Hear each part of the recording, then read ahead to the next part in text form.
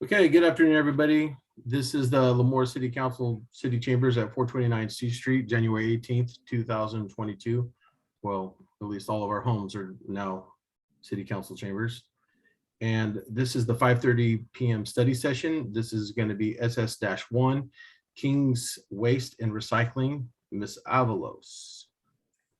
So I'll be stepping in. Good evening, Mayor, council members. I'll be stepping in for Ms. Avalos this evening. And we do have Ms. Nicole Pena here for the presentation. Nicole, did you want to go ahead and share your screen, or did you want me to throw up your PowerPoint? Oh, let me see if I have some. Let's see. Let's see if I can get this to work. Okay. Do you want to see if you can bring it up, Amanda? It says, I cannot share while another participant is sharing. Oh, let me stop sharing. Cool. Okay, I'll try now. All right.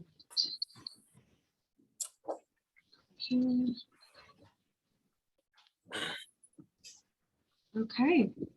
All right, so we'll go ahead and do a back to basics guide. Our board member, Matthews, who sits on your city council, has asked me to give a presentation to you guys tonight on essentially what goes into your blue waste can. So I can give you a good idea of what we accept at our facility that would go into our recycling pile, and then sent to Mid-Valley Disposal for further processing. I have a pretty extensive presentation. I'll try to get through it quickly and then get to kind of the meat of actually what goes into the can. But just want to give you a quick overview of the programs that we have here. And then if you have any questions, I'm here to answer them. So let's go. Okay, so just a quick overview of our presentation. I'm going to give you a quick waste law history. Promise it'll be very quick. We'll talk about AB 341, 1826, and 827, how we comply and what to recycle. Okay, so waste law history. So there have been about 600 laws enacted between 1927 and 2021. And this last legislative cycle alone, we had 14 new waste bills signed by October, one bill vetoed, and 32 bills that failed in commission. So for one particular program, we generally get about 50 to 100 bills introduced a year. So this was actually, because of COVID, a very light waste bill year for us. So we're semi-grateful for that, but you'll see that we still had a lot of legislation to follow. Some of the most impactful waste law bills that went into effect were AB 939, AB 32, and then out of AB 32 came AB 341, 1826, and 827.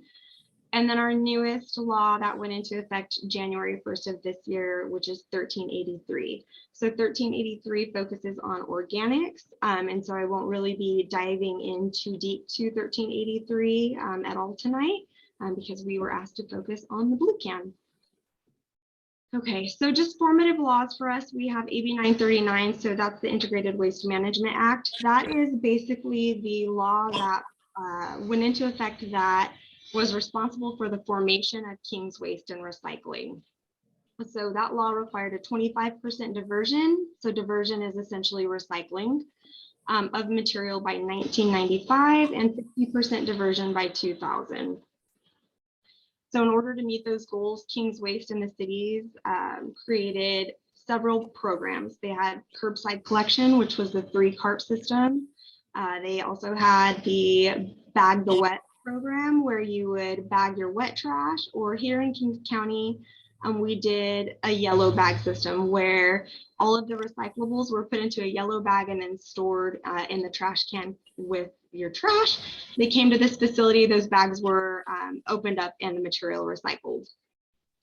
We also have construction demolition debris recycling, wood and green waste recycling, tire, paint, batteries, mattresses, carpet, and household hazardous waste. So we have a very extensive recycling program out here at King's Waste. The next really big bill that was introduced was AB 32. That's actually an air board regulation. So it came out of the global, it's known as the Global Warming Solution Act of 2006. It was to reduce greenhouse emissions to the 1990 levels by 2020.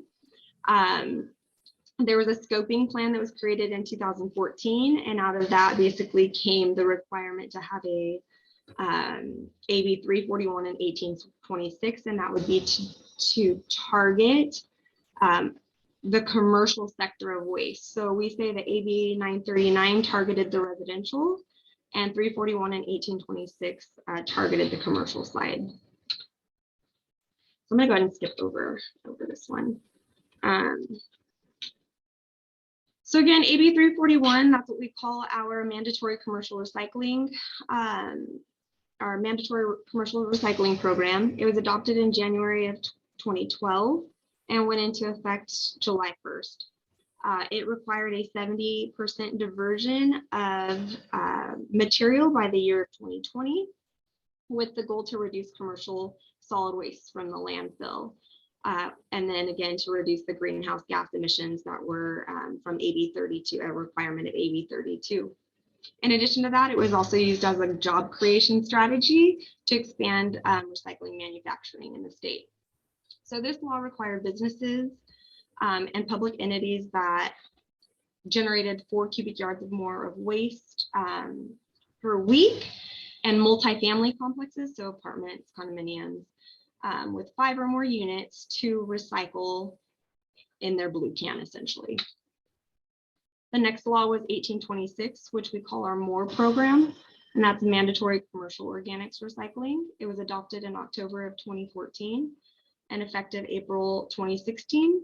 You'll see that there were various implementation dates based on how much waste was generated. So April 1st, 2016, 8 cubic yards of waste per week, you were required to then have organics recycling. January 1st, 2017, if you had 4 cubic yards of organic waste, you were required to have organics recycling. On January 1st, 2018, if you had 4 cubic yards of any type of waste, you were required to have organics recycling. And then in 2020, the newest threshold went into effect, which was if you had 2 cubic yards of any type of waste per week, you were required to have organics recycling. And this was a gear up for SB 1383, which was the 75% diversion of organic waste that became effective January 1st of this year. So the goal of 1826, again, was to reduce the commercial waste in landfills, reduce the greenhouse gas emissions, create jobs. And also a component of 1826 was the production of renewable energy and fuel. And so it should be noted that multifamily complexes didn't have to have a food waste diversion program, but they did have to have a green waste diversion program through 1826. And then our third law that came out of this was basically an expansion on 1826 and 341. And it was 827. It became effective July 1st of 2020, and it targeted any business that sells products for immediate consumption. So basically our restaurants or our quick service restaurants. And this law then required that any of those immediate consumption facilities would have organic and recycling bins immediately adjacent to a trash receptacle, and that was to promote the consumer to recycle. And if it was a sit down restaurant, so as opposed to going to a Panera, you were going and sitting down at Chili's, it required those bins to be on the backside in the kitchen. So just a quick overview, when we talk about 341 and 1826, what we found, or what the industry found and CalRecycle found, is that that was not going to meet the diversion requirements that were set by AB 32. So there needed to be an additional 23 metric tons of solid waste or organic waste collected to meet the requirements of that 75%. And so they then created, or I will say enacted, SB 1383. Okay, so now the reason why we're really here is to talk about those materials and what that actually means. So as we move forward with looking at the More program, which is 1826, and then SB 1383, we're going to get a little more extensive into our organics recycling program. And so these programs, I just want to make note of it. They have not been put into place yet. And so I'm not trying to scare Nacho over there on what he's going to be collecting. But these are just general ideas of, as we progress our program here and the cities progress with their programs, ideas of what we're going to start collecting on the organic side. So we have various food items that will be able to be commingled or collected with green waste and sent to compost facilities. So bakery goods, beans, lentils, coffee grounds, eggshells, flour products, any kind of fruit, nuts, pastas, those sort of things can then get commingled with tree trimmings, potting soil, leaves, and all of those types of organic materials. The idea behind 1826 is that you could also include any type of food soil paper in with that mix. The only issue that we are having right now with a lot of our facilities is that that food soil paper doesn't break down as quickly as the other organic material. And so it becomes very difficult to create a robust composting program based on that. But that is the direction that the state wants to go. And we as an industry are trying to make the best of it and figure out how we can accommodate. So I'm going to show you a little bit. These pictures were taken today at our King's Waste facility. So see if I can get this laser pointer out for you guys. So this here, can you guys see the pointer? Yes. Okay, so this pile right here is what we call our commercial recycling pile. I mean, it's a little dirty. You see that there's mostly cardboard that goes into that. So it is a fairly clean material. And then I would play the guessing game with you as to which one of these two piles is our recycling pile and which is our trash pile. But I think probably from looking at it at first glance, they look almost identical. And it's really hard to distinguish between the two of those piles because we do have a lot of contamination. And that contamination is mostly due to a lot of people being home. We still have a lot of people home during the pandemic. And because of that, right, their regular trash cans getting full and they're throwing their trash into their recycling bin. And a lot of it is an education component that we all need to work on, kind of making sure our residents know what goes into those piles. And so we'll talk about that a little bit. So here at King's Waste, every year we do a waste composition study. And so did I tell it? Okay, so this pile here is the recyclable pile, and then this pile here is actually our trash pile. So very similar, and you can see we need to make sure that those are actually very different looking piles, but right now it's quite the challenge. So generally, you'll see that what we have here is OCC, that's cardboard, number 11. It makes up almost 38% of our material that comes through the facility. We no longer are really separating what was newspaper, and that now goes into just the mixed paper load. So our mixed paper, we get about 8.5% of our material coming in as that. PET, so when you're looking at your recycling symbols and you see, so these numbers are all the numbers that are associated with those recycling symbols. PET, which is our recycling symbol that has the 1 on it, and that is a polyethylene tetrafolate. I'm really bad at saying the tetrafolate, which would be like your, I don't know, thermoformed fibers, your soft drink bottles, kind of that like almost flimsy-ish plastic. We get about 1.5% of that material. Our next two materials are HDPE, which is high density polyethylene, and we have natural and we have colored. So natural is going to be your milk cartons, your thick, almost clear colored plastic, or your milk bottles. And then your colored is going to be more of your Tide bottles. So we get 0.5% of the natural and 0.8% of the material composition is our colored. And then we get mixed plastic polypropylene, and that's about 8% of our material. That's going to be like, I don't know, think of your your Tupperware. So you go buy lunch meat, it comes in the not Tupperware, your like plastic storage containers. That a little bit thicker of a plastic, that's what that material is. And that is what we see with the recycling symbol 5. That's about 8% of our composition.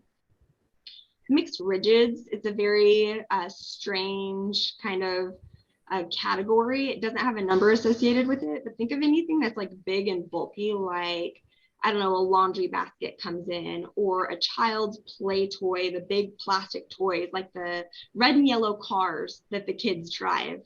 That makes up about 0.4% of our waste. And then we have our aluminum cans, which is 0.3%, our tin, so any of your tin cans, 2.1%. Any mixed ferrous metal that doesn't go directly into our metal pile, that actually just gets thrown into the blue waste can, makes up about 1.3%. And then we have mixed glass. So colored, amber, and clear glass makes up about 6.9% of the material. And then this number down here is our residual. So remember, we talked about how we have contamination in our piles. So our biggest number, or our biggest quote unquote commodity that is in our recyclable or our recycle bins is our trash, and that makes up 39% of the material. And so you'll notice on this list, there's an absence of plastic numbers 3, 4, 6, and 7. And while those materials are generally, so 3 is PVC, 4 is low density polyethylene, and that's what we see most in our contamination. Those are plastic bags. Those are, right, the film that goes around the water bottles or your juice, containers that you get in. That material is mostly contamination. It's recyclable, but there's no market value. And so we'll talk about that a little bit too. And then 3, 4, 6 is polystyrene. So any of your styrofoam, really no market for that. And so while it might be a recyclable material, it's not marketable. And so if it's not marketable, nobody wants to process it. There's no money in it, right? Why go through the effort? And then the last is kind of our others. So we've got acrylic, nylon, etc. And so those 4 symbols, or 4 numbers on the symbols, are generally not recycled in the state of California because there is no market for it. So because of that, that's caused a lot of confusion for our residents, right? It causes a lot of confusion for myself, even being in the industry. So one of the big laws that was passed this year was SB 343. So it was signed into law on October 5th, and there are various components of that law. But one of the biggest outcomes of it is that chasing arrow symbol, that's what we call it in the industry, right? You guys are all familiar with that green chasing arrow symbol, is going to be reworked and those numbers reassigned, because we need people to understand that just because it has those green, that chasing arrow symbol on it, it doesn't mean that it belongs in your blue can. And so the state has created committees to go forward and start reevaluating and doing composition studies of this material. So when you get like a flimsy, right, cup like this, right, it's not a recyclable material, and we need to make sure that we don't have recycling symbols on that. And so the state is going to go through that process and rework that with SB 343.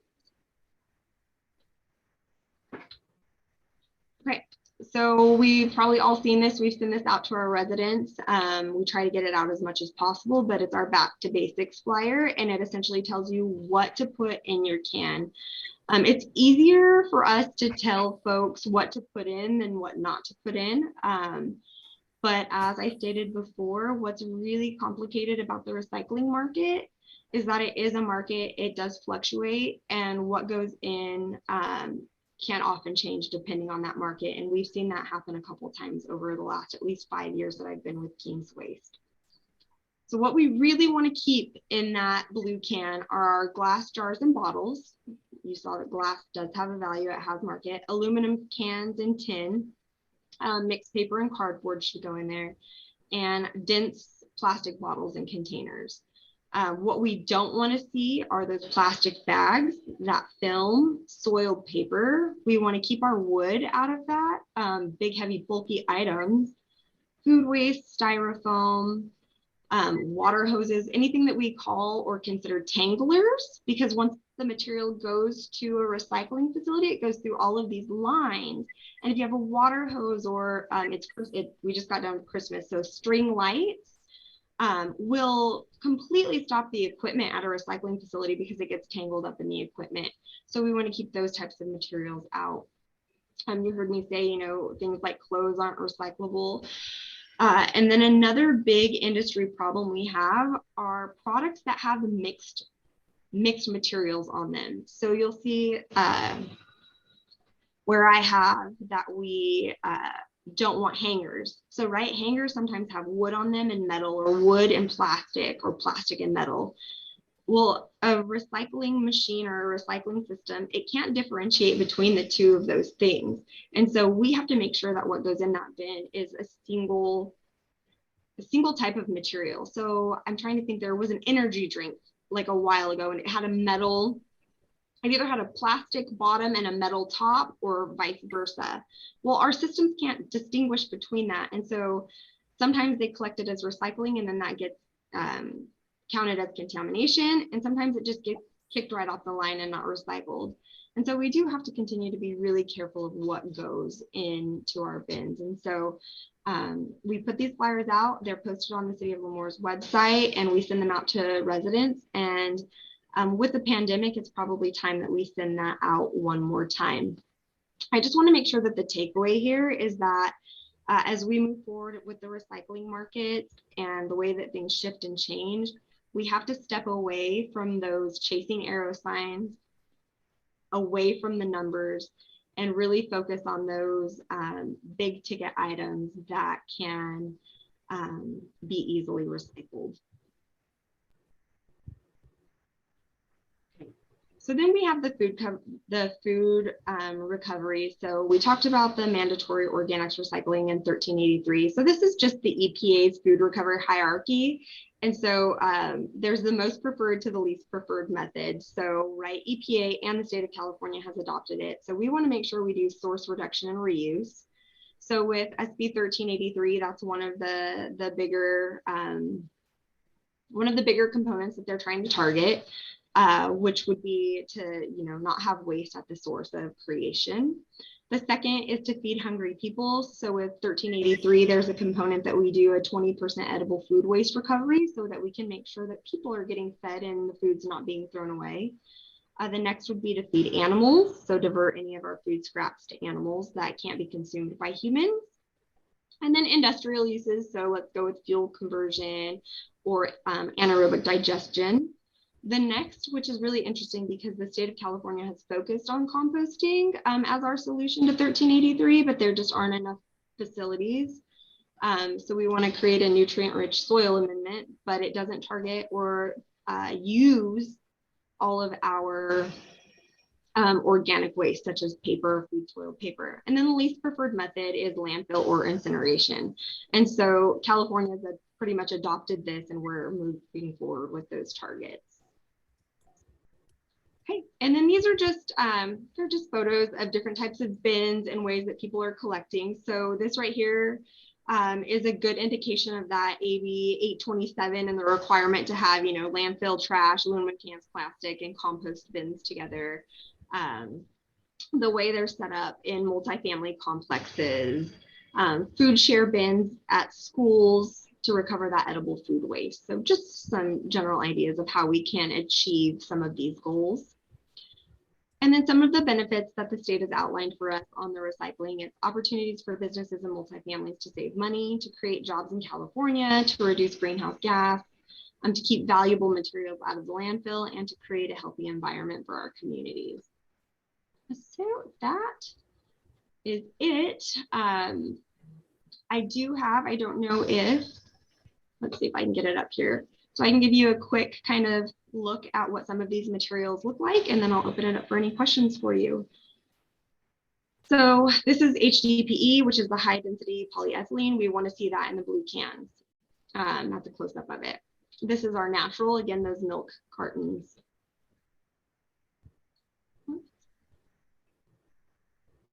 The polyethylene, so water bottles, soda bottles. And then this is the mixed rigid. Remember I said it was a sneaky little bag of tricks, and it really is. And then we also do here at Kingsway pesticide containers. And that is our cardboard and then mixed paper. And that is it. No, it's not it. We have aluminum, you know what aluminum cans look like. Those are a very valuable commodity. So we do like to see those in the bins, but a lot of people, especially around here, recycle their own.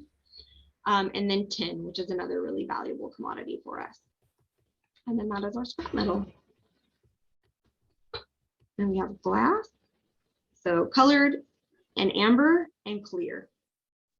And then on King's Waste, we do the e-waste recycling and CRTs that we talked about a little bit earlier. So that is it. I'm sorry, that's a lot of recycling information. Are there any questions?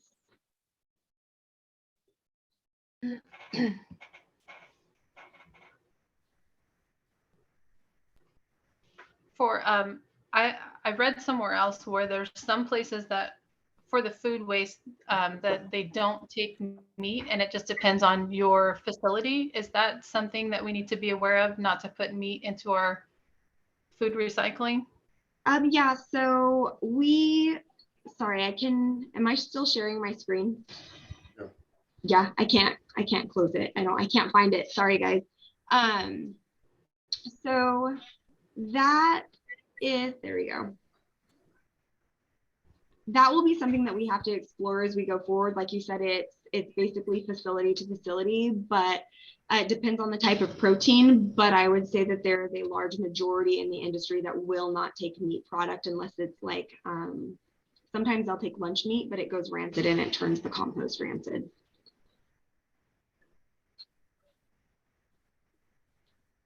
When is this supposed to start?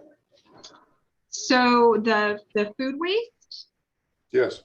So the food waste recycling program, or the SB 1383 went into effect January 1st of this year. And so we should be gearing up our programs to address the needs of that law.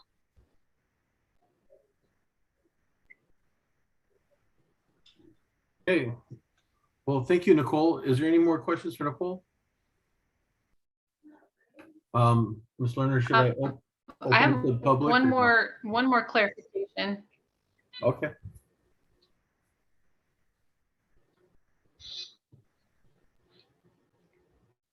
Was that for me? My computer's lagging, sorry.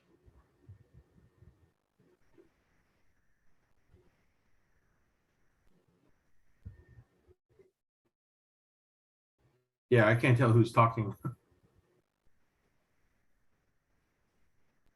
I think Mayor Pro Tem had one more question, but we can't hear her. I And it just looks like she's have stalling. one quick question about, yeah.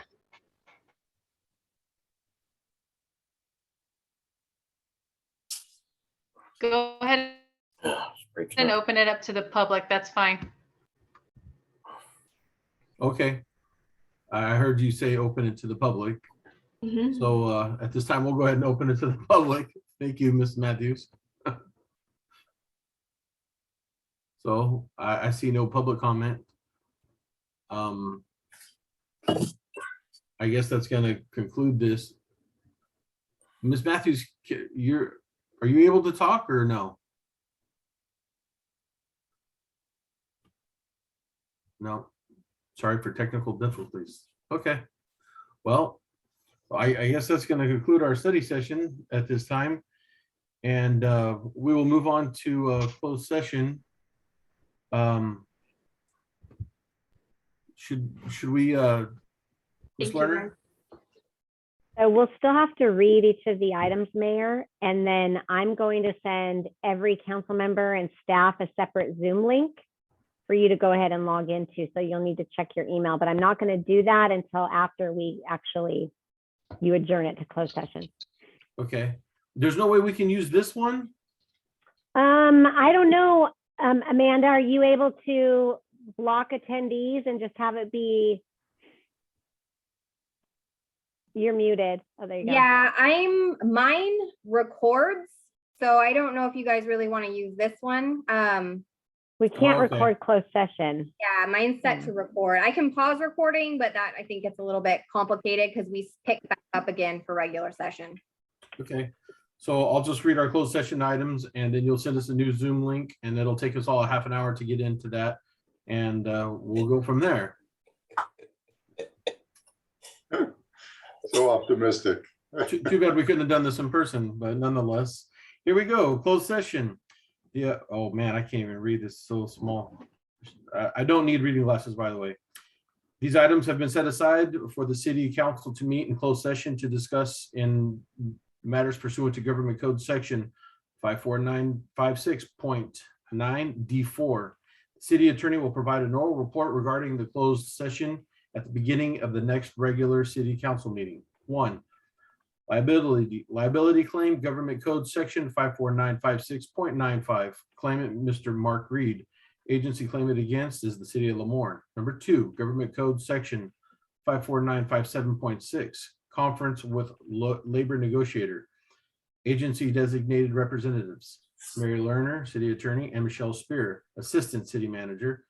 Employee organizations, General Association of Service Employees, Lemoore Police Officers Association, Lemoore Police Sergeants Unit, Police Professionals Service Bargaining Unit, and unrepresented. Number 3, Government Code Section 54957, Public Employee Performance Evaluation, City Manager. In the event all the items in the closed session agenda have not been deliberated in time provided, the City Council may continue the closed session at the end of the regular scheduled City Council meeting.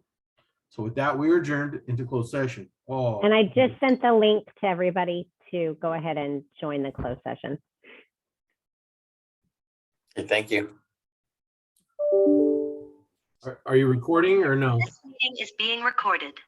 Oh, there's my answer. Okay, everybody, thank you for joining us. This is the sort of Lemoore City Council chambers at your own home, otherwise 429 C Street. It is January 18th, 2022. And let's see here, where am I at? Scrolling down. So call to order. So we're going to do invocation. And right after invocation, a flag will be presented for the Pledge of Allegiance. Nathan? Heavenly Father, we thank you for this day. We thank you for the blessings you bestowed upon the city of Lemoore. Lord, we ask you be with us tonight as we make decisions in the best interest of our community. And we thank you for our first responders and for keeping us safe. In Jesus' name we ask this. Amen. Amen.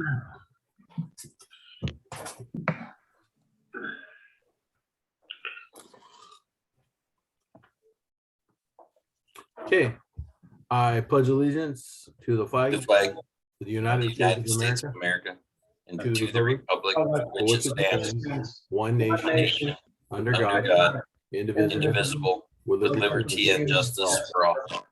Okay, thank you very much. So we will do roll call. That's me. Councilmember Orth, Here. Councilmember Gornick, Here. Councilmember Cheney, Mayor Pro Tem Matthews, Here. and Mayor Lyons. Here. Okay. We have a quorum, so we can conduct business. Let's see here, closed session report. Nothing to report, Mayor and Council.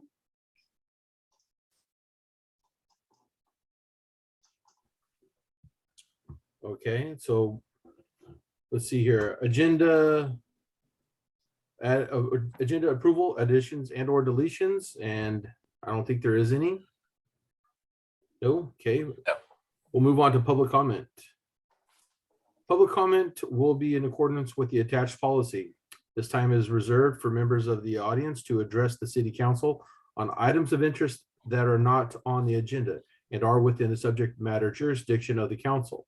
It is recommended that the speakers limit their comments to 3 minutes each, and it is requested that no comments be made during this period of time on the agenda.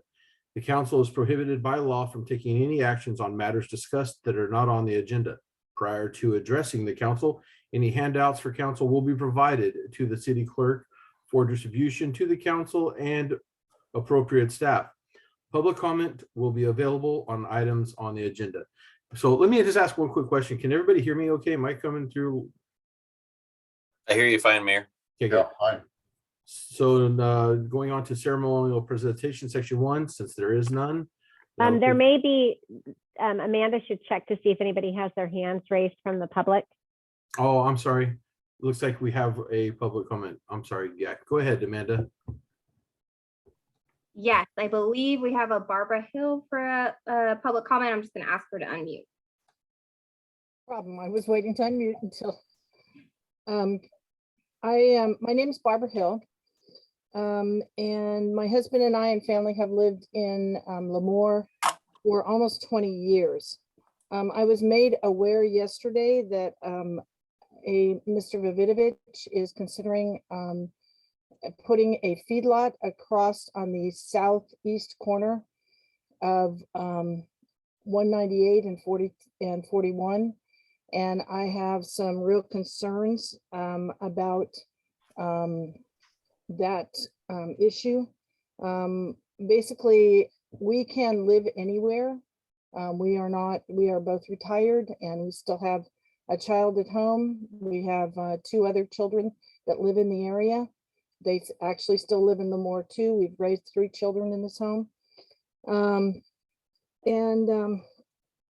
Unlike Mr. Vividovich, who doesn't live in Lemoore and doesn't even live in Kings County, a cattle feedlot does not belong across the street from a large residential tracts and our local community college.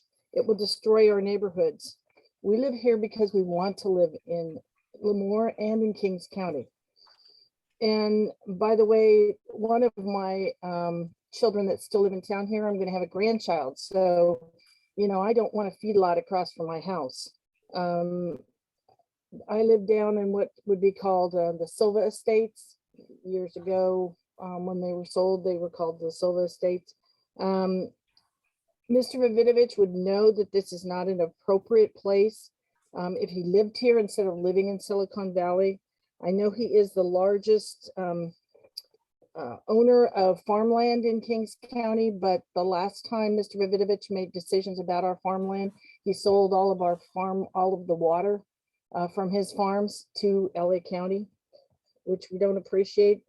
We are a great community, little community, and we will be ruined by big ag. We need our community to keep its small town atmosphere, which I do not think a feedlot will do.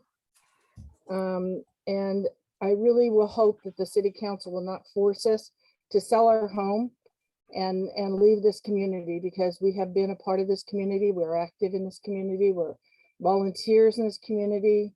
I'm very active. Both of us are very active in youth organizations in this community. And I would hate to leave this community, but I will be forced to if a feedlot goes in across the street from my house. Thank you very much. I appreciate your time. Thank you, Mrs. Hill.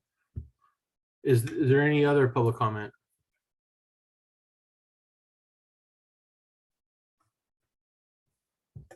Let me double check. I do not see any other hand raised. Well, hold on. It looks like there's one person trying to connect Kara Tuman. I thought maybe she was connecting to audio. I just want to give everybody the ample opportunity or time. I understand some of you guys, if you guys want to do a public comment, a lot of you guys' mics are muted. So I don't know if you guys know how to work this as well as I do, which is not very good. There's a little hand raising icon and I have not been able to find it yet, but it doesn't look like anyone else is attempting to speak. Mr. Reed unmuted his mic, so Mr. Reed may have public comment, Mayor. Mr. Reed? He remuted. Okay. Oh, I see it now, yeah. So Mayor, this is Nathan. If somebody needs to raise their hand, if they go to the reactions button at the bottom of the screen, there'll be a raise hand option. Oh, okay. So you just go to the reactions button and then raise hand. Oh, okay, I see it now. All right. So I'm gonna wait here for one more minute.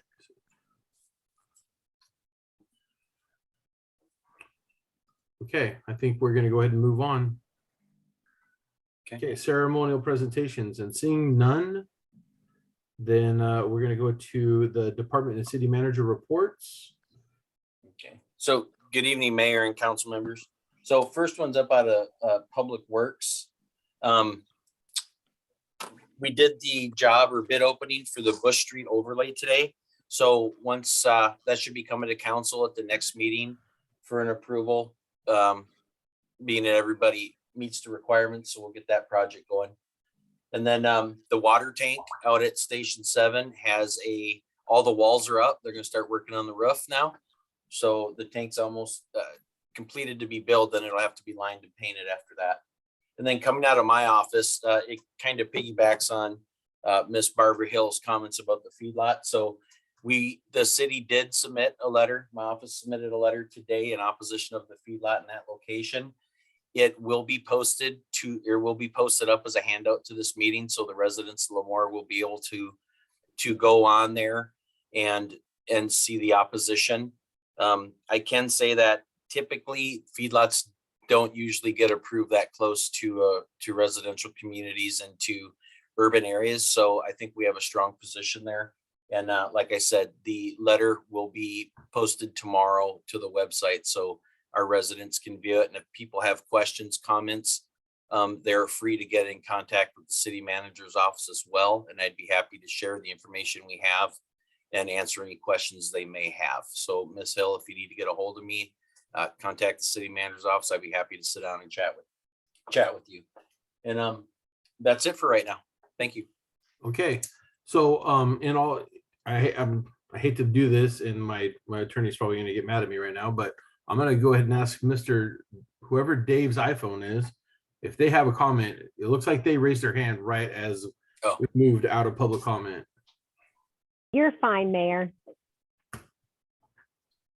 Dave, from Dave's iPhone, there's no last name. Yeah, can you hear me? There you are, can hear you. Oh, Yeah. I know who that Dave is. Yeah, this is Dave Brown. Yeah, 89 Devon Drive, Lemoore. I did submit a letter to be read during public comment, but must have got a mix up in the email. But basically, I'm just saying that I do have concerns. I'm in opposition, and I do have concerns pertaining to the cattle feed lot and slaughterhouse. It sounds like the city has concerns too in opposition. A couple of the things, I believe that the project will decrease the property values in our city and hurt the real estate market in Lemoore. So I even with the surf ranch. The other thing is traffic will be an issue with the semi tractor trailers entering and leaving the facility, especially there at the 41 where it goes 2-lane to 4-lane. Then you got the parking and standing on the semi trailers will also become an issue. The air quality in our city will diminish and increase the health issues and risk for our citizens. The bio-waste hazard will be great from both the feedlot and processing plant. More than likely, this will be stored in the retention ponding basins, which I did check into, and they will have those. So it's going to be great, the odor. There's also concern of the leaching of the bio-waste in our current groundwater. The smell of the cattle will be strong. Just drive by any large cattle feedlot to experience this. The on-site storage cattle manure, urine waiting to be processed will be ginormous. And then the increased water pumping to maintain the animal processing plant would impact current land basically subsiding issues. SGMA the Groundwater Sustainment Management Act. That needs to really be looked at. This will also impact water quality of the city of Lemoore and surrounding country homes, not just the city of Lemoore. But anyway, sounds like that's all I wanted to say. And I'll be sending some stuff to county planning and board of supervisors also. Thank you very much for this time. Thank you, Mr. Brown.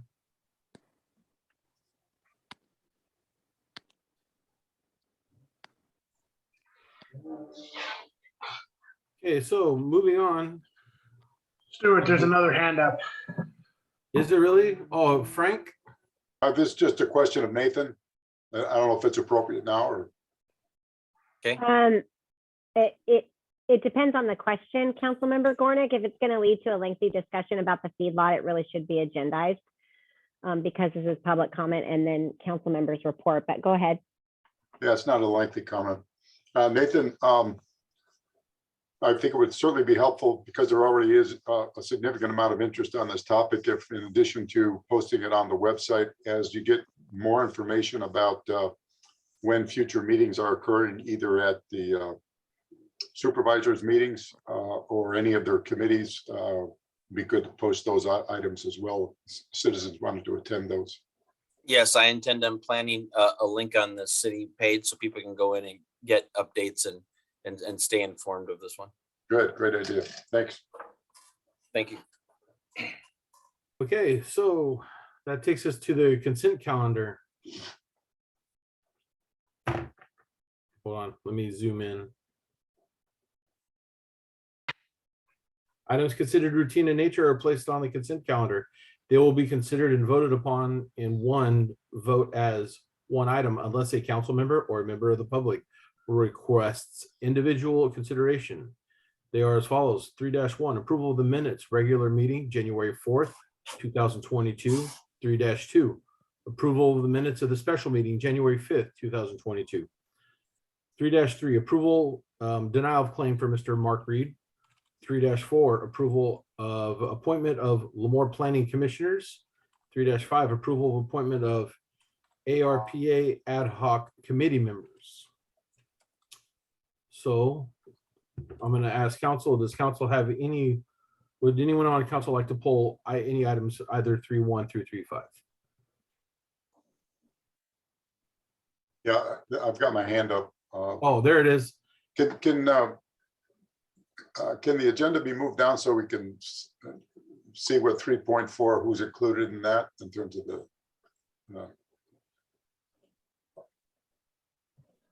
Oh, you want to see the staff report? yes, please.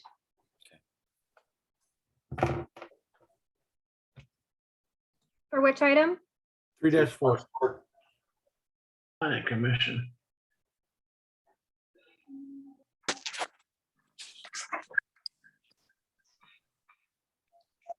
Are you able to see?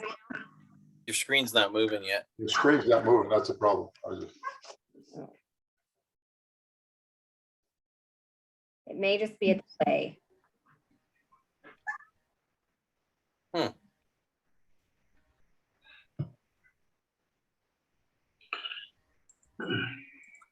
There were just two people. I believe it was Mitchell Couch and Gregory Franklin.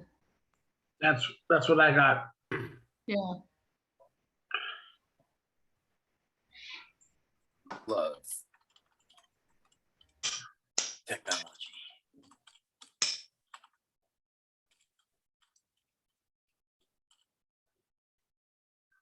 Yeah, that is correct. Mitchell Couch and Gregory Franklin. There it is.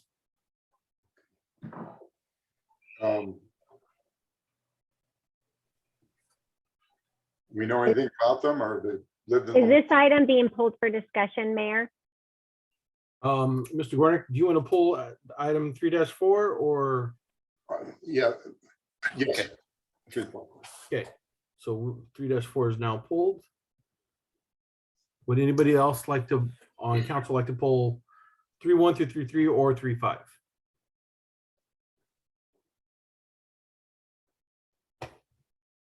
Your hand's up, Frank. So does that mean you want to pull something else?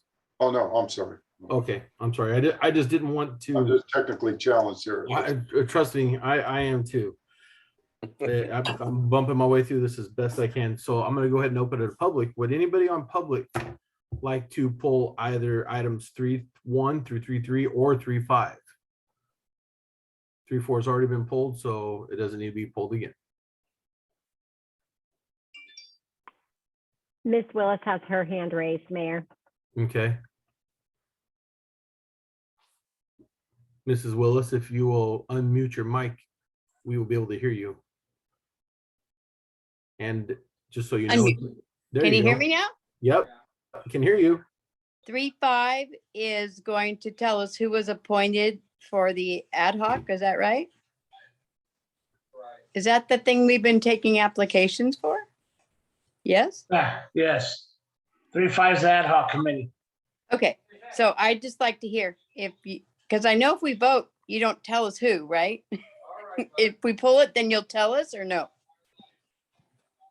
Yeah, so Mayor, this item can be pulled and you can ask for a vote on items 1 through 3. Okay, And then you can open up for discussion in the order that they're presented on the agenda. okay. So item 3.5 has been pulled. So would anybody else like to pull items 3.1 through 3.3?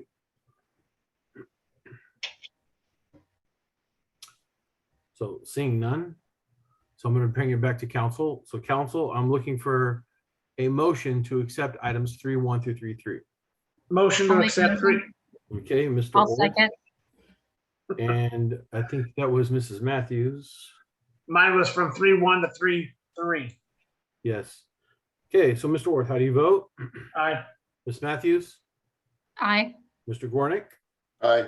I vote aye as well. So 3.1 through 3.3 passes. So 3.4, who is going to take 3.4?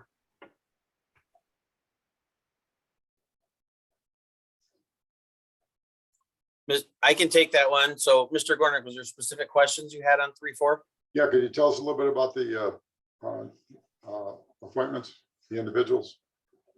Yes, so Mitchell Couch, this is off his application. He owned,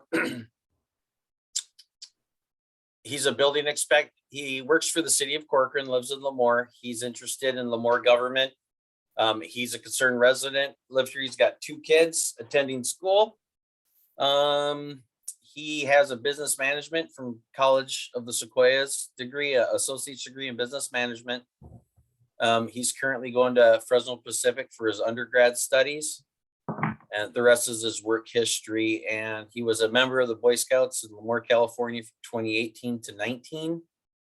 And he was appointed to the Muroc Joint Union School District as a student representative from 93 to 94 and was the college freshman vice president at Bakersfield College from 94 to 95. Okay, thank you. And Mr. Franklin? And Mr. Franklin currently sits on the planning commission. He works, yeah, he's in real estate. He's a current sitting member. He's up to speed on the zoning requirements. Basically, he's familiar with how the government runs and what needs to be done. He's an accountant with a master's degree in accounting and acute understanding of retail and finance. He's a Navy veteran. And like I said, he's been on the planning commission since 2018. He's a Kings Lions volunteer. Great, thank you. So yeah, that's pretty much it. Appreciate it. I would move for the approval, Mayor.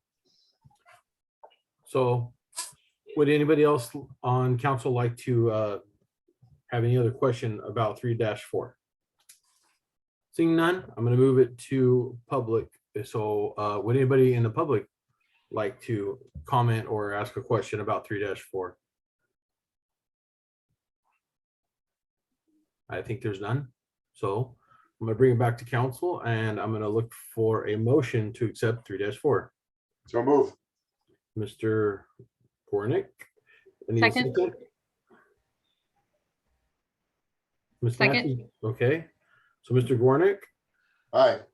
Ms. Matthews, Aye. Mr. Orth, Aye. I vote aye as well. 3-4 passes, which takes us into 3-5. Pulled by Ms. Willis, I believe. Nathan, is this you again? Yes, I can take this one as well. Okay. Get over here. Sorry, Mayor. So this is the ad hoc committee. So consensus was received by council to create an ad hoc with helping to make recommendations for the ARPA fund distributions. The three persons who put in were Mr. David Brown. Do I need to go through Mr. Brown's resume, or I think most people are very familiar. I believe she is well versed with Mr. Brown. Okay, and this is for Connie Willis, correct? She's Yeah, one of and the I oldest believe item. she knows Tom Reed pretty well too. I believe so too. And then Marissa Trejo is a resident. I don't know if you're familiar with Marissa, but she is the current city manager of Coalinga and Right. longtime Lemoore resident. Good. So let's go ahead and ask Ms. Willis, since she's the one that pulled it. Ms. Willis, did you have any other any other things that you would like to know about this? No, I know Dave Brown. I know Tom Reed and Marissa. Marissa, you said is a Lemoore resident, but works for Coalinga, right? Yeah, she's the city manager at Coalinga. So these people are obviously pretty knowledgeable about what they're doing. I was just being nosy, wanted to know who they were. Sorry. Not they're all good. They're all group of legit. individuals. Yeah, good people. Perfect. Thank you very much. Okay, so would any other member of the public like to ask a question or comment about 3-5?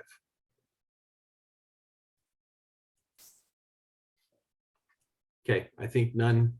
Yes. Amanda, I'm asking for you. Yes, I also do not see any. Okay, so I'm gonna bring it back to council. Would anybody on council like to comment or ask a question about 3-5? Okay, now I'm gonna go ahead and look for a motion for 3-5. Motion I'll to make a accept motion. 3-5. Okay, Mr. I'll- Orth I'll second. and Ms. Matthews.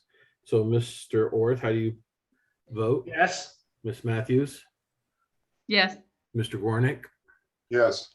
I vote yes as well, or I, and so 3-5 passes. So that gets us through our consent calendar. So let me go back up to the top.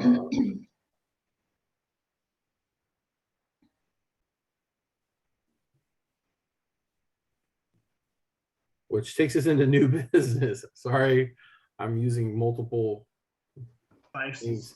My phone's about to go dead, so I'm about to run out of my new business 5-1. Oh, excuse me, public hearings, and there is none, which is section 4. Moving to section 5, which is new business 5-1. Report and recommendation, addition, position, and revision of existing positions in the support of succession planning of the Public Works Department. Mrs. Spear. Good evening, Mayor and council members. I'm here this evening to present this particular item to you all.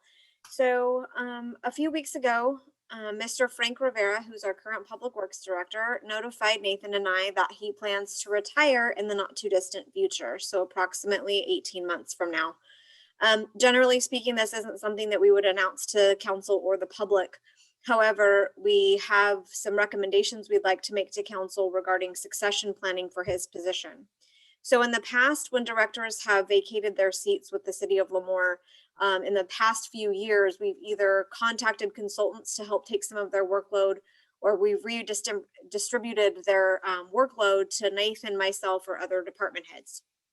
Up to this point, that has been something we've been able to do. We've done it largely in order to save money in the general fund, because as you know, we've had a deficit for many years.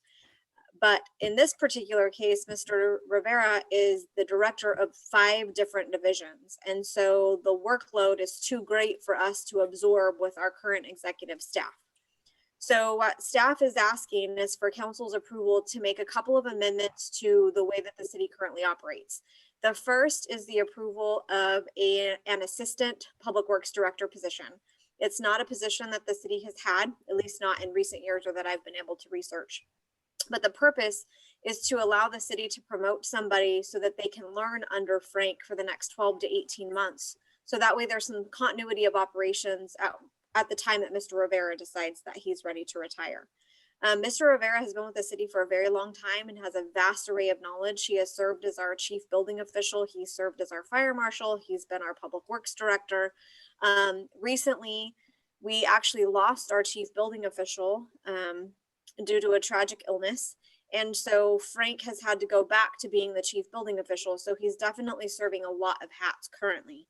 So the recommendation to add the assistant public works director is to help Mr. Rivera out and help him kind of disseminate some of his workload, but also to give that person a chance to learn under him before he leaves. The recommendation is that we take that assistant director position in at a range of 116. The salary range would be 86,481 to 110,374.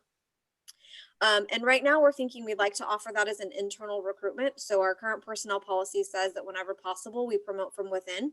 So we'd like to see what kind of opportunities or what type of applicants we get from within before we even fly it to the outside.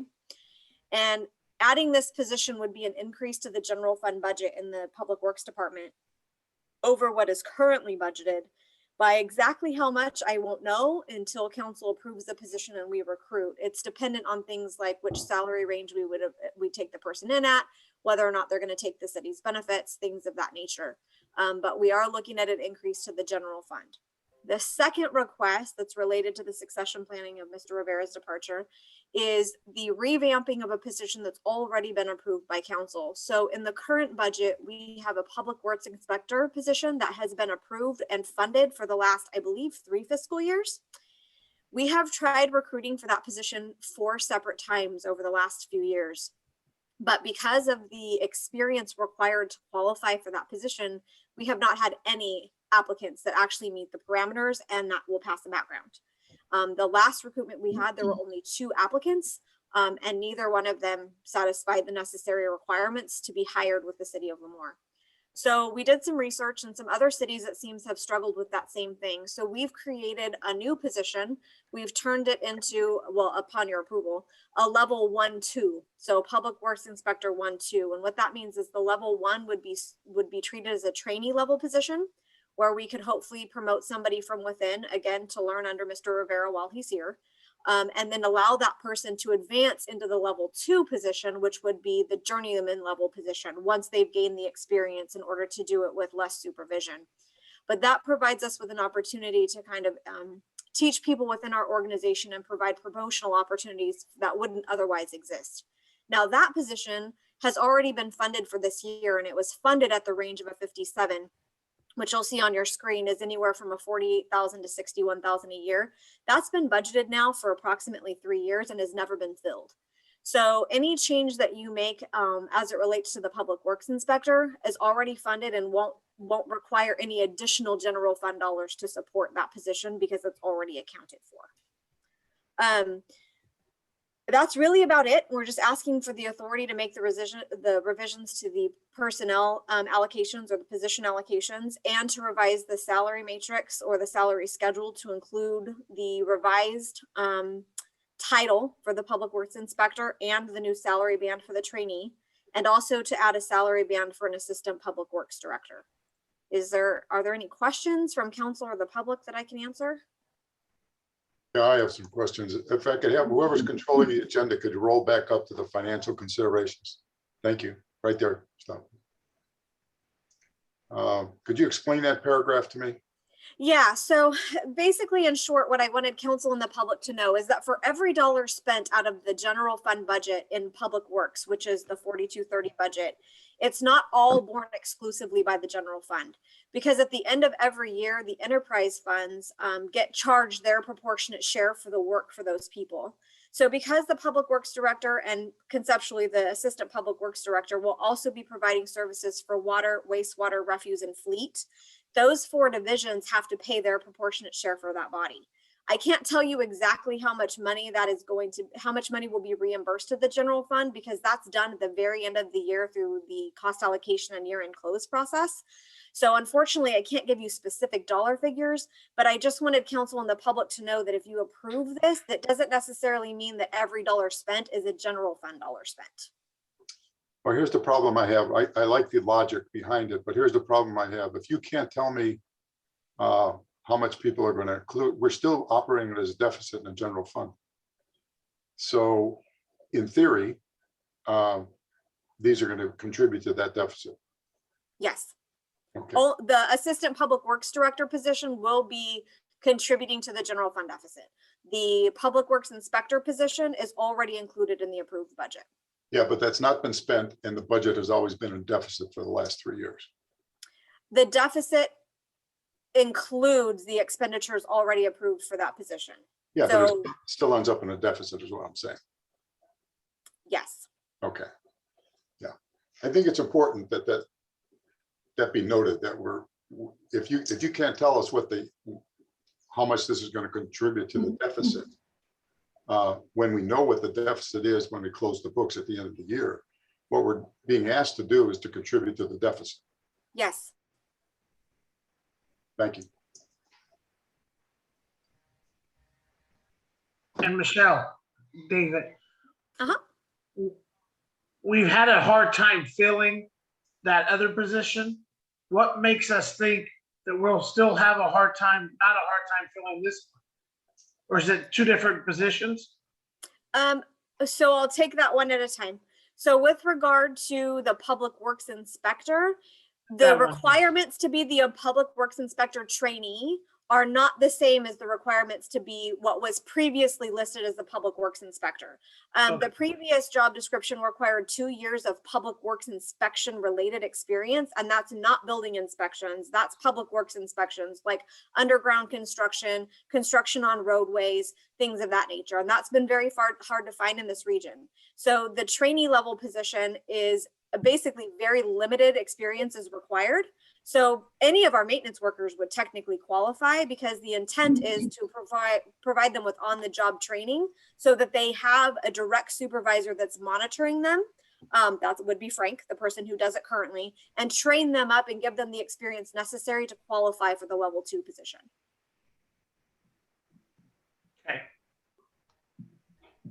Okay, so does anyone on council have any other comments about 5-1? Okay, so I'm gonna go ahead and open this to the public. Does anyone in the public have any questions about 5-1?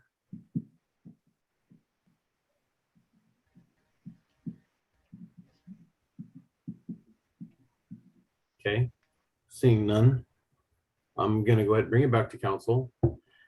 And I'm gonna ask council for a motion to approve the addition of one position, revision of one allocated position, revision of the city's salary schedule and position allocations, and authorize the city manager or designee to execute all related actions for public works succession planning. That's the motion I'm looking for. I'll make the motion. I'll Okay. second it. So I've got Mrs. Matthews and Mr. Orth. So Mrs. Matthews, how do you vote? Aye. Mr. Orth, Aye. Mr. Gornick? No. I vote aye as well.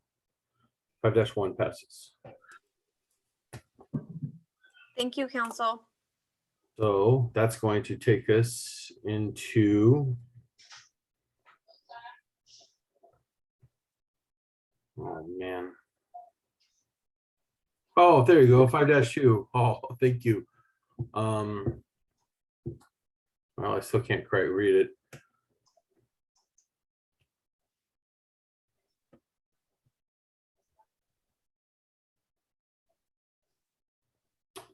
I'm sorry, bear with me. We'll get there.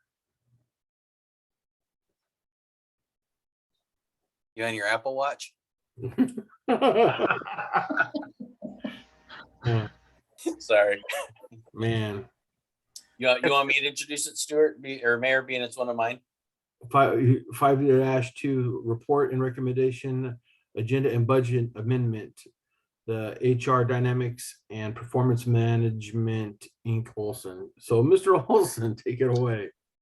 Okay, so good evening again, Mayor and council members. So previously, council had given direction to staff to go ahead and put together a strategic planning and goal setting meeting for staff and council. So I attended a annual League of California Cities conference and received some information about HR dynamics and performance management. We've also called around to some local people and contacted a young lady that has done one of these for the city in the past. So basically, this is just to get an outside entity to come in and kind of help us set some goals and planning. And it comes at a cost. So we're basically, it's an unbudgeted expense if we want to bring in This group would be about $16,000. That's all inclusive to travel.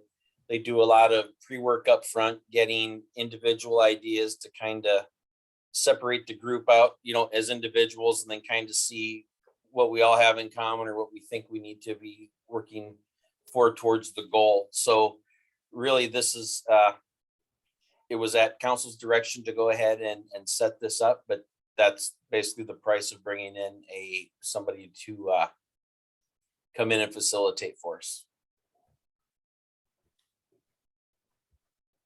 Okay, council, does anybody have any questions for Mr. Olson regarding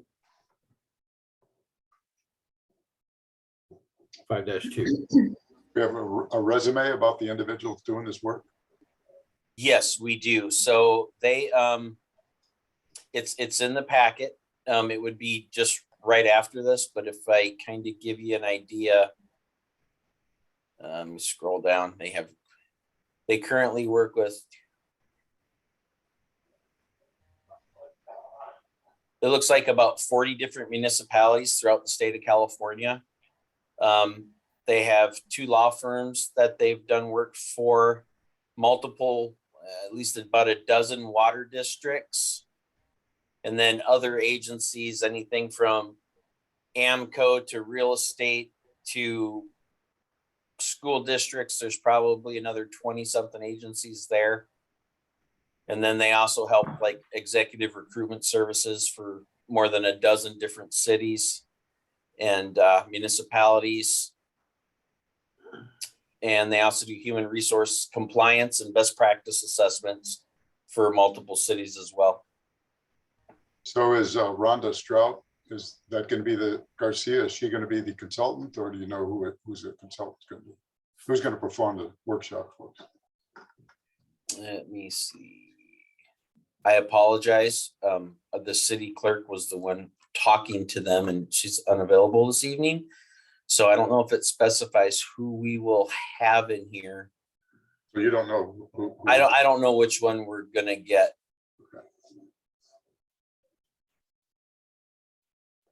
Rhonda Strauss. I'm sure she has more than just one person working for her, so. Yeah, so Henry Garcia is the one who sent us the agreement. He's principal consultant and owner. So it looks like the only 2 people listed here is the 2 owners, which is Rhonda and Henry. Now they do claim to be a small organization, and they bring that as a benefit to because they don't take a ton of clients, and the ones they have, then they can focus on their specific needs. Okay, thank you.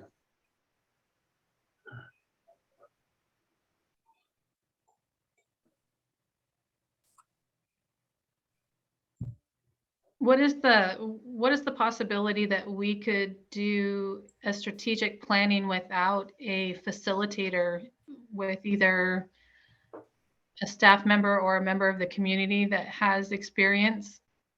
What are the chances or odds of that being fruitful?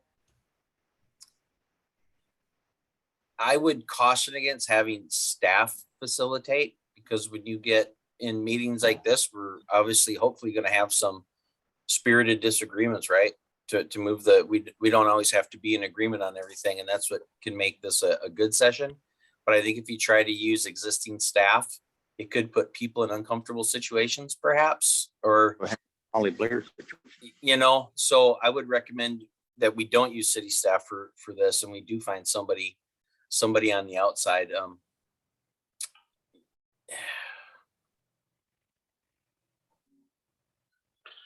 Can it be done? I think so. We'd have to figure out a good way of doing it. I've had some in my private life, using different goal setting, like wildly important goals. It's a Franklin Covey methodology, and you focus on 2 or 3 goals. That's it. The stuff that's most important, and that's all you assign work to and drive those to completion.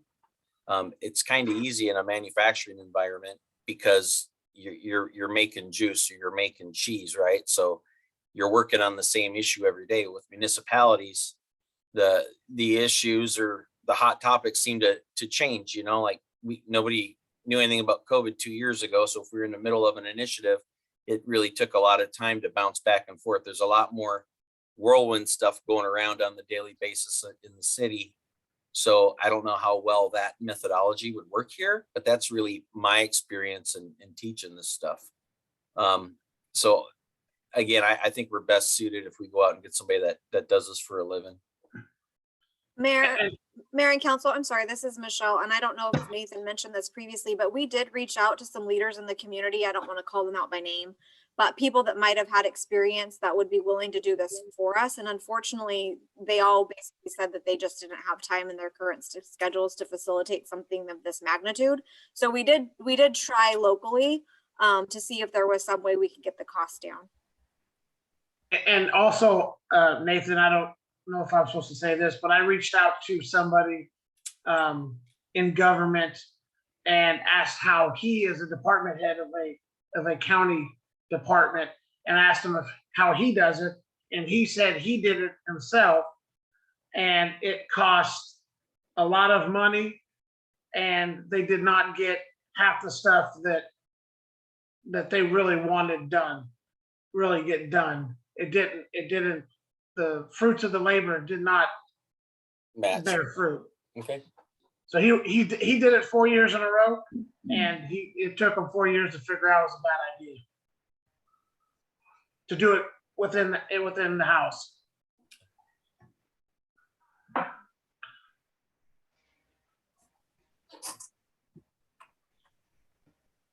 I'm good. Okay, does anyone on council have any further comments on 5-2? Before I open it to public? Okay, seeing none, I'm gonna go ahead and open this up to public. Would anybody in the public like to comment or question on 5-2? Looks like Jennifer Solis has her hand raised. Good evening, Mayor and Council. The question I had for this group was, has anyone that's in attendance tonight attended one for the city? Because I've done them for the private sector, and kind of like Nathan said, mine were in the finance realm. And it was like, hey, what do we want to focus on? And maybe this is just naive of me, but I'm thinking like with the city on what they want to focus on, we have, a lot coming down from the state. We have a lot of unfunded mandates. And so I'm trying to figure out if that is beneficial at this time. And so I guess since I've never done it in the city realm or seen it done in the city realm, just curious. Thank you.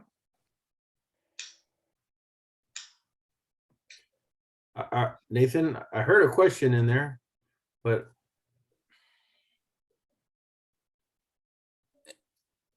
I'm open to open to suggestions. I mean, if we try it and it's not very successful, it's a day of everybody's time. But I like to tailor and gear up and spend time doing things that are gonna move the ball forward. I still think the best bang for our buck is to get people that are experienced in municipalities. They've done it before. I think in the grand scheme of things, $16,000. I mean, it sounds like a lot of money, but when you combine it wholly with the budgets, and then I'm not exactly sure, but if we are doing anything around some of the enterprise accounts too as part of this, maybe we can split some of the costs that way too. So it's not all 100% drain on the general fund, but I'd have to defer to finance to see if that's even possible. But if we can come up with some good ideas and get them implemented and gone, then I think you could recoup your 16,000 fairly easy. Yeah, Nathan, I didn't think about that. We probably could pass some of that cost on to the enterprise accounts too. I'm not sure, but 16,000 is going to be your worst case scenario. Well, I like to piggyback on Councilmember Orth's statement that I don't know why we couldn't get departments to chip into this, because we're going to be talking about the city strategic plan, and I hope we address all the areas.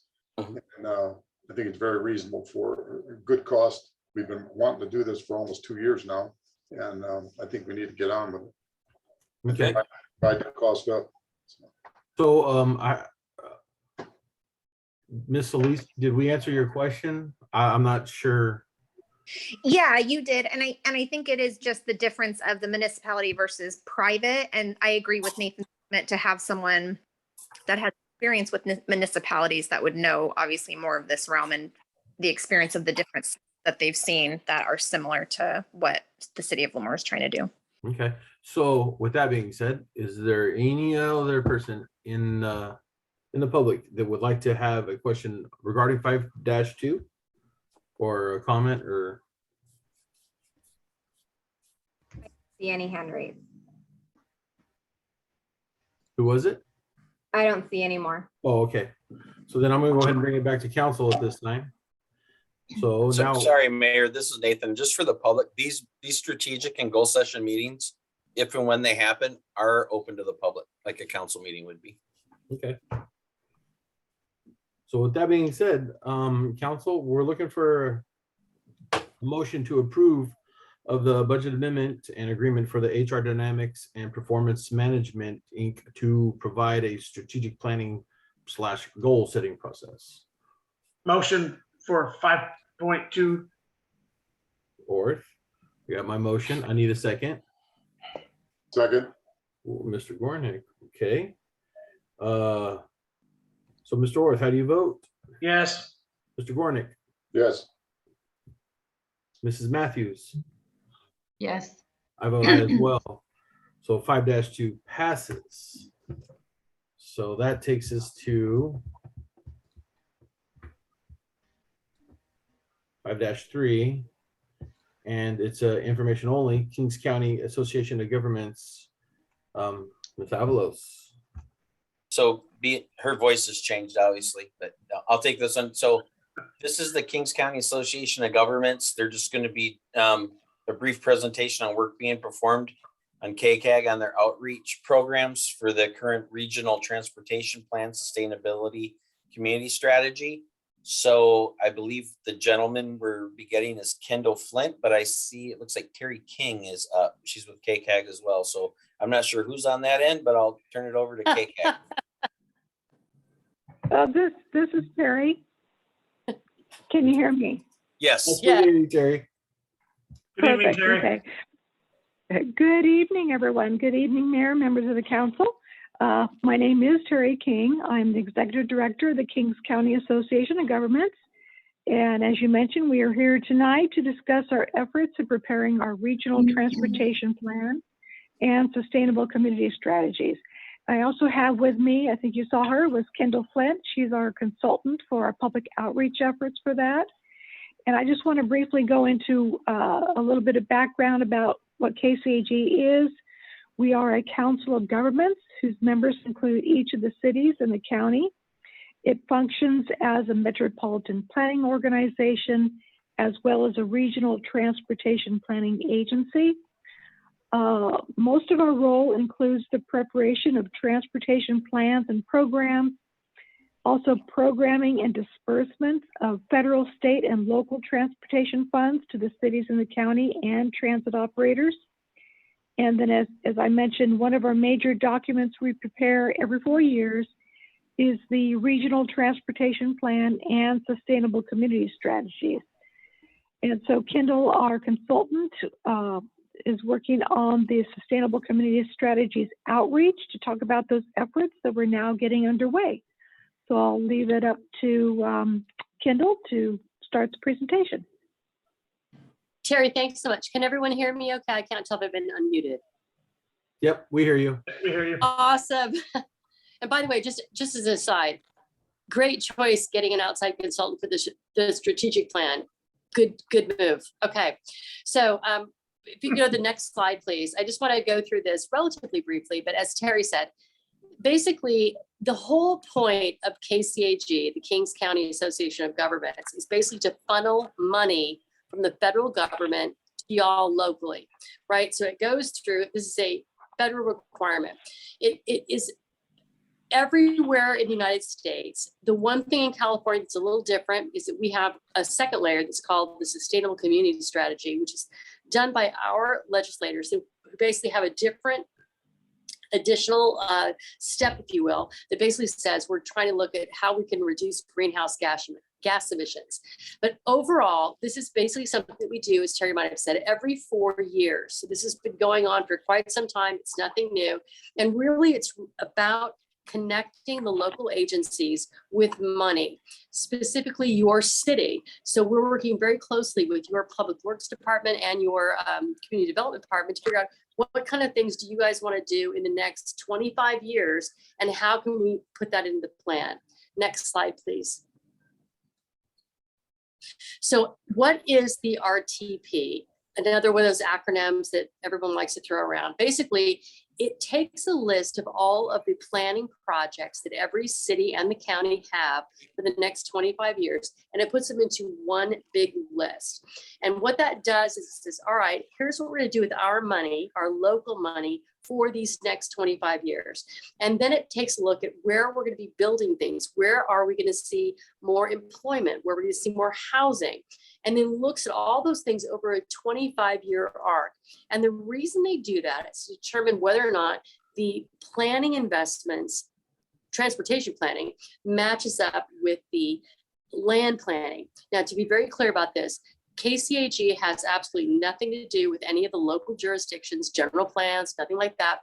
What we're doing is really looking at what you're saying and saying, okay, here's what our local agencies want to do. Here's what it's going to look like as a total package as we move forward. Next slide, please. So what does that plan do? It looks at all these different investments and says, all right, here's all the things we want to do. Most importantly, it is a shared vision. So KCAG is not in the business of dictating what any of the member agencies want to do. We're in the business of saying, all right, we are the sandbox. We are Switzerland. We just want to know what everybody's going to do. And what is that going to look like going forward when everyone is all together? And one of the things that is really important about this, it has to be what we call fiscally constrained, financially sound. What that means is you can say you want to do all kinds of great things, but unless you've got a financial way to pay for it, either by grant funding, sales tax measures, whatever, you can't put it in the plan. So we can only look at those things that have a realistic opportunity to be completed during a particular period of time. In this case, the next 25 years. Also, one thing that's kind of interesting in this go round, we're emphasizing what we call system preservation, which means we're really not looking at new freeways, new roadways. We're looking at enhancements and maintenance of the things we already have on the place in the ground throughout Kings County. It has a prioritized list of these priority projects that all the cities and the county have identified. That also includes, by the way, our transit providers and everyone else in there. And it has to meet state and federal requirements. And that really means, again, it has to be constrained, it has to be doable, and it also has to be fair in an equity situation where it has to look and say, all right, here's all the people we have in our county. Are we really giving great service or great opportunities for everyone? Are we concentrating the investments in one area or another? So there's all these little things that kind of play into that. Next slide, please. So part of the things that we're doing right now, we have a website that is kingsregionalvision.com.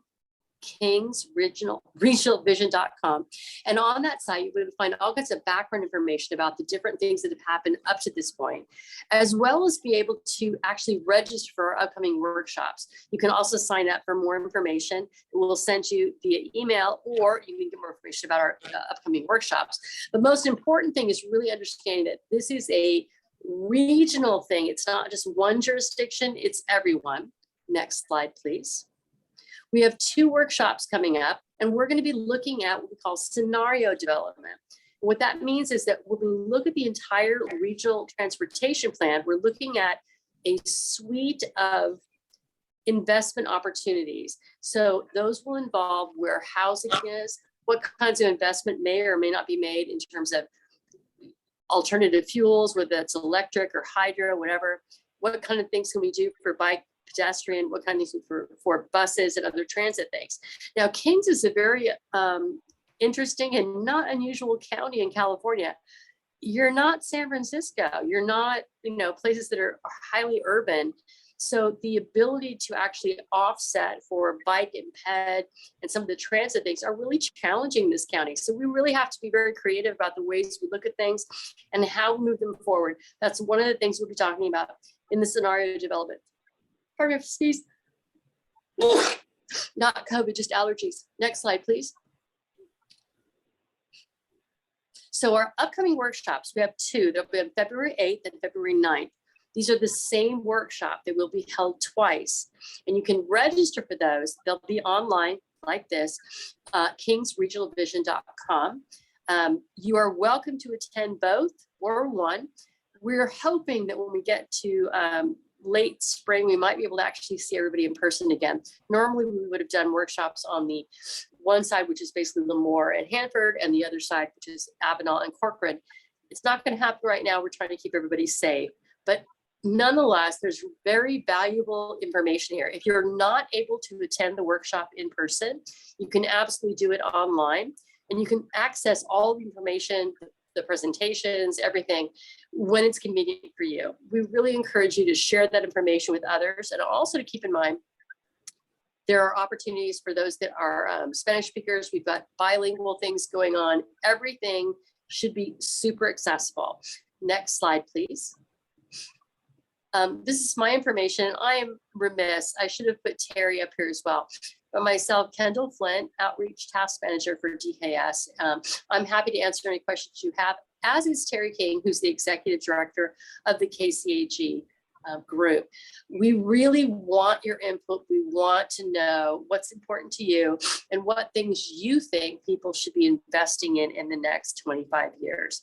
That concludes my presentation, but obviously I'm available for any questions or comments that the council may have. Thank you so much. Thank you, Ms. Flint. Yeah, thank you, Kendall. Yeah, does anybody have any other questions for Mrs. King or Ms. Flint? This is Perry King. I just wanted to mention that this is our third go-around on preparing these documents. And in the past efforts, the first round, we kind of focused on transit improvement. The second go-around, we focused on electric vehicles and active transportation planning. But we really need to be able to tell our story as well. We're not really able to move the needle too much on emission reductions, but the things we can do, they really are a lot in terms of what we do. So it's also important we tell the story to the state, even though we can't really show too much reductions. But we're hoping to identify measures that everyone would like to do that would help us meet the targets set by the state for this effort. So thank you. And I just want to jump on that. Terry, what she's talking about is the target for greenhouse gas emissions. And KCAG and our member agencies, we're only able to control what we control, right? So there's definitely some challenges with that. If we don't meet it, we're called out of containment. I think that we're in a really good position, but nonetheless, these are things we really have to think about and make good decisions moving forward to be compliant with state and federal law, and also make sure that our communities, our business communities specifically, and our residents have a great place to live. Mr. Gornick? Yeah, thank you for the presentation. Very informative. Was not aware of your organization. I always think of COG, regional governments. But go back to the slide where you identified the 4 quadrants that you were looking at. Yes. There's almost $6 billion this year with Senate Bill 156, the governor signed in July, that deals with broadband. I'm surprised that that's not in part of your scenario. The use of high-speed broadband can significantly reduce traffic in automobiles for all kinds of things. The kind of meeting we're holding right now, telemedicine, legal issues, all kinds of things. So I would encourage you to look into that as developing that as a scenario to get money into Kings County. And I'd be happy to help with that too. I appreciate that so much. I'd like to share two things with that. One, there was Terry and I, this is our third time doing this together. There was a period of time where we talked about telecommuting. And let's be honest, since COVID, telecommuting has become huge, right? So there's definitely a reduction in greenhouse gas emissions directly related to the COVID crisis. And while we are going to come out of that and we are all going to have some sort of normalcy, the bottom line is that it has shown many corporations and many businesses that they can have workers that do from home. And you bring up a great point about broadband. Broadband goes what we call intelligent system design or intelligent transportation systems. It actually allows for fewer stops at signals, better transport through urban areas that have signals and whatnot. So it is absolutely a part of what we are looking at in terms of the different scenarios moving forward. And, Okay. it really goes to that sort of, how do you make what we've learned in advancements? It's not just telecommuting, but again, how do you make all of that work? And it kind of goes to, when we think about electromobility and EV, it's not just electric cars, it's also hydrocarbon, it's all kinds of other things that go in there, and the ability to reach that goal. And the irony for many of our clients that are actually in these rural areas, you know, Kings is a great place to live and it's affordable. So now all of a sudden people that were forced to live someplace else to be near their job, they can choose. So we're looking at philosophically, potentially a great migration where we're going to see people go to other places and go, hey, I'd like to live in my hometown and now I can do it. So your point is very well taken. Thank you. Okay, is there any other comments or questions? Because I'm gonna go ahead and open it up to public. Let's see here. Would anyone from the public like to ask a question or comment on item 5-3?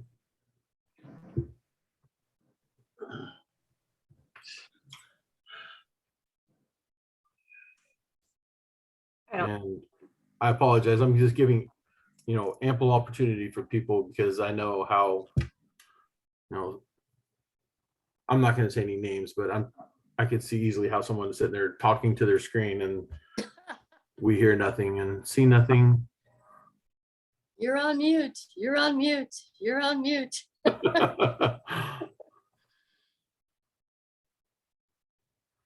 Okay, well, I'm going to go ahead and bring it back to council now. And I want to thank, I have your names written down right here. Mrs. King and Mrs. Flint, thank you very much. You put your email up there again? I cannot, but I think that the clerk had, it's Kendall Kate. There you go.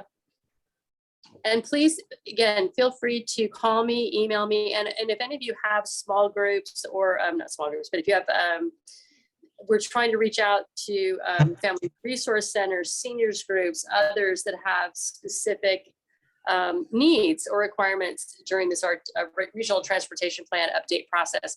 We are very open and interested in talk with you. And despite COVID, we found some very interesting ways of making it work that we're still all safe. So. Okay, well, thank you, Ms. Flint. If you'd have known about my spore jar, you'd owe quite a bit of money for saying the C word multiple times. So yeah. I do appreciate you. I am 5 or 6 out of my NFL picks right now for wild card. But, well, you would have lost all your winnings here today. So that's going to go ahead and take us into the brief city council reports and requests. And we'll go ahead and start off with Mr. Orth. Hello, everyone. I'd like to thank all the city staff, police and fire for all the hard work they do every day to keep the city safe. One thing for Nathan, I'd like to see if we can get an update from the PD about the camera system we talked about at League of Cities. Everyone stay safe. our executive staff working hard, keeping us safe and doing everything we have to do through this trying times of, I won't say it because I don't want to spend $100. Everyone have a safe trip out there and see you guys 2 weeks. Mr. Gornick. No, I just want to thank everybody. 2 good meetings tonight, and my thoughts and prayers are for our council member Cheney. I hope he's doing okay. Yep. That's a good way of, look, we all saw you do the thumbs up there, Mr. Worth. You don't even have to add nothing. How about that? You get a piggyback right off of them. So Mrs. Matthews, let's hear your brief. I am going to be brief tonight. I also want to thank everybody for city staff and police and fire for the job that they do day in and day out to keep the city going and keep us all safe. And I agree with Mr. Gornick. We had very productive meetings today. So even though we're on Zoom, it was productive. So that's good. My last thing is I just want to remind everyone that the blood drive that Chief Kendall mentioned last council meeting is the 19th tomorrow at between 3 and 7 at PD. So if anybody wants to take part in that, just want to remind everybody that that's tomorrow. And that's it. That's it. Okay. I'd like to start off by thanking Mrs. Champion. She's up there in your top right corner under city clerk. Yeah, for driving the meeting today, because I know how just fun this must be for her, because I would be a train wreck right about now. And while they're still all on here, I'd like to thank Barbara Hill, Mr. Reed, Dave's iPhone, who is Dave Brown, Romario Diaz, Connie Willis, Jennifer Solis, Terry King. I'd like to thank everybody for their attendance. Nicole Pena from Kings County Waste and Recycling for her information on refuse. Thank you. Barbara Hill for her comments about Vidovich. Dave Brown, I would like to thank him. And let's see, Terry King and Kendall Flint. I'd also like to thank Mitchell Couch and Gregory Flanken for go ahead and showing their public duty by serving on the Planning Commission. And I would also like to thank Dave Brown, Tom Reed, and Marissa Trejo for doing the ad hoc situation. I'm not sure how else to say that, but there it is. Mrs. Spear, Nathan, PD, our fire department, and everybody be healthy, be wise, and take care of each other. All right, you guys, thank you for a good meeting. And hopefully next time we do this, it's in person, or we're done. Good. It looks like we're done. No gavel? I don't know what happened. My screen just went blank. That was a one, too. Was it just me or oh, you're still all there?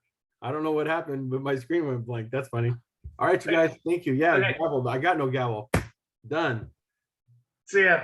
Bye, guys. Be safe.